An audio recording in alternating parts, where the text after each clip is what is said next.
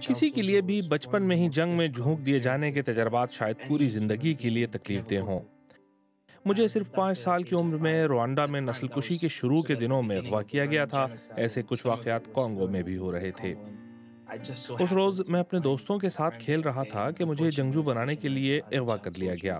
Camp میں مجھ سے الٹے سیدھے کام کرانے کے لیے مجھے نشہ کرایا گیا اور اپنے عزیز دوست کو قتل کرنے پر بھی مجبور کیا گیا۔ اس کی یاد آج بھی میرا پیچھا کرتی ہے۔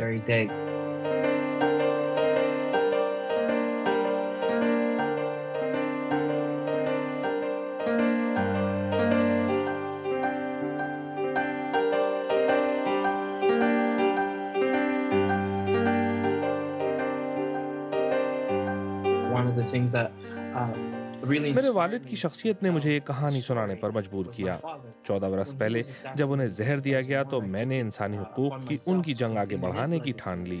یہ ناول اسی مقصد کے لیے ہے کہ کم عمر افراد خصوصاً 10 سے 14 سال کے بچوں کو تشدد سے بچایا جا سکے۔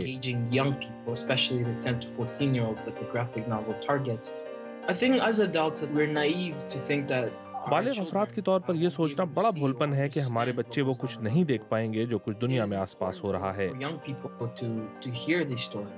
کم عمر افراد کے لیے ضروری ہے کہ وہ یہ کہانیاں سنیں، کیونکہ جب بھی وہ ٹی وی آن کرتے ہیں، انٹرنیٹ پر جاتے ہیں تو وہ ہر طرف دنیا میں بچوں کے ساتھ رونما ہونے والے المیے ہی دیکھتے ہیں۔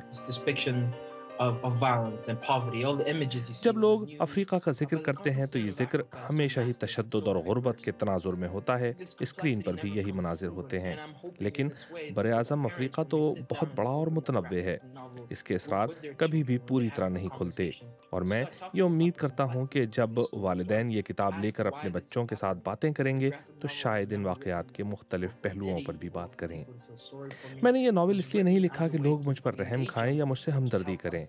مقصد یہ ہے کہ کم عمر لوگوں سے بات کی جائے اور اس کے ذریعے نئی اور مؤثر پالیسیاں بنائی جا سکیں تاکہ تنازعات کے شکار خطوں میں والدین اپنے بچوں کو جنگ میں جھونکے جانے سے بچا سکیں۔